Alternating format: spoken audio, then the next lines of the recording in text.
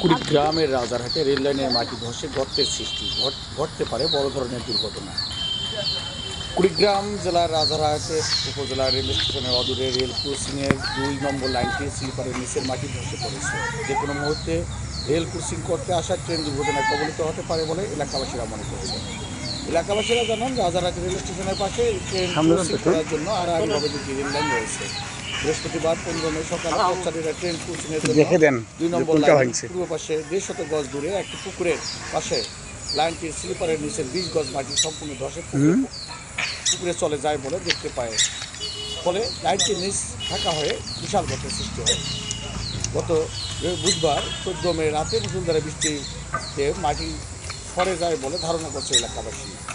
মন্টু মিয়া নামের এক পত্রিকা হকার বলেন, আমি সকালে লাইনের উপর দিয়ে হাঁটার সময় এই দৃশ্য দেখতে পাই।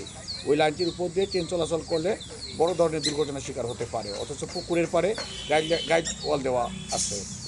এ ব্যাপারে রাজারহাট রেল স্টেশনের মাস্টার সুমন মিয়া বলেন, বৃহস্পতিবার ১৫ মে সকালে বিষয়টি দেখার পর রেল ইঞ্জিনিয়ার পিডব্লিউকে বিষয়টি জানানো হয়েছে। প্রহ্লাদ মণ্ডল সৈকত, আলোকিত রাজারহাট।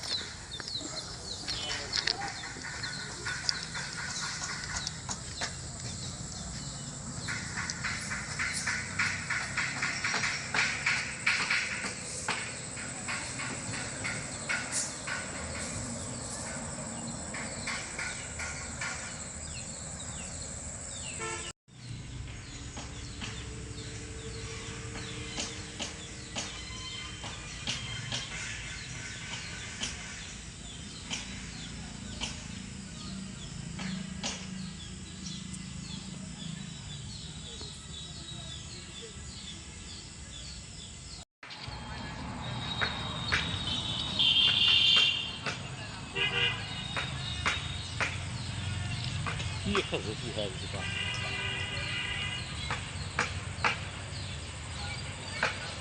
তারপরে স্টেশনে তুলি নিয়ে